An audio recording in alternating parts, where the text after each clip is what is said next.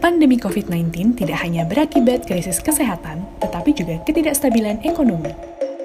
Ekonomi ikut terdampak karena menurunnya aktivitas masyarakat akibat diberlakukannya pembatasan sosial untuk mencegah meluasnya penularan virus. Pemerintah Indonesia tengah memberlakukan PSBB di berbagai wilayah epicentrum penularan. Namun, untuk kembali memastikan ekonomi kembali berjalan, upaya yang akan datang adalah termasuk melakukan pelonggaran PSBB di daerah di mana pandemi dianggap terkendali dengan tidak mengabaikan protokol kesehatan. Sedangkan di wilayah yang belum terkendali, pemberian bantuan sosial masih menjadi fokus utama pemerintah. Namun, program pemberian bansos penuh tantangan rumit.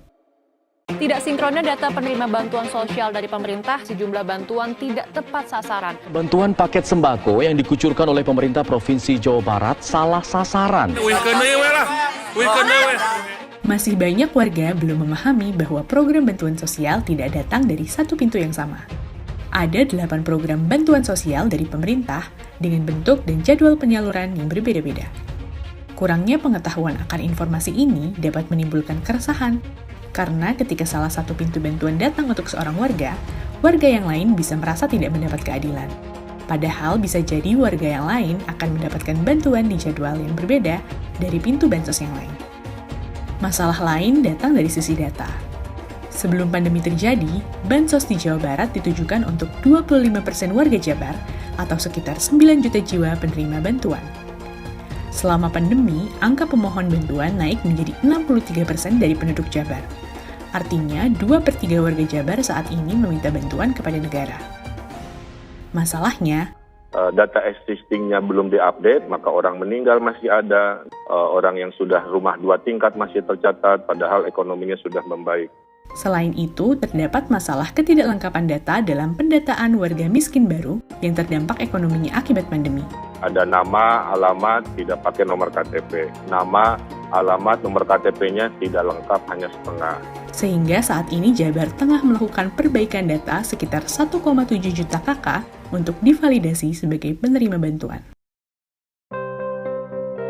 Untuk mengatasi persoalan data tersebut, Jabar menggunakan aplikasi Sapa Warga untuk menjadi sarana verifikasi di tingkat RW dan kelurahan atau desa.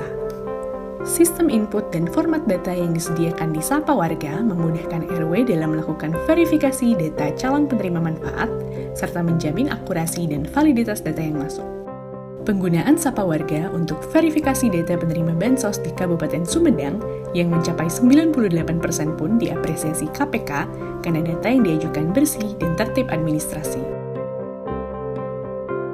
Namun, solusi ini pun bukan tanpa masalah. Jumlah data calon penerima bansos yang sudah berhasil diverifikasi lewat Sapa Warga baru sebagian kecil dari jumlah data awal yang diajukan RW karena tidak lengkapnya data yang masuk ke aplikasi untuk diverifikasi. Maka Dinas Sosial Provinsi Jawa Barat dengan bantuan tim Sapa Warga melakukan prosedur perbaikan data agar sebanyak mungkin data dapat diverifikasi. Hal ini menyebabkan proses verifikasi dan validasi memakan waktu yang lebih panjang. Dari hasil penyelamatan data tersebut, ditambah data yang sebelumnya berhasil diverifikasi di Sapa Warga, sebanyak lebih dari 1,4 juta KK ditetapkan sebagai penerima manfaat di periode pertama pemberian bansos kategori non-DTKS yang bersumber dari pemerintah pusat, provinsi, atau kabupaten kota. Proses tersalurnya bansos yang adil dan tepat sasaran memiliki tantangan yang kompleks, sehingga perlu kerjasama berbagai pihak seperti ketua RW, pemerintah desa, dan peran aktif warga dalam mengawasi proses penyalurannya. Jadikan momentum ini untuk bela negara dengan ambil peran kita masing-masing untuk bersama melawan pandemi. Dengan hati yang lapang dan percaya, kita pasti menang.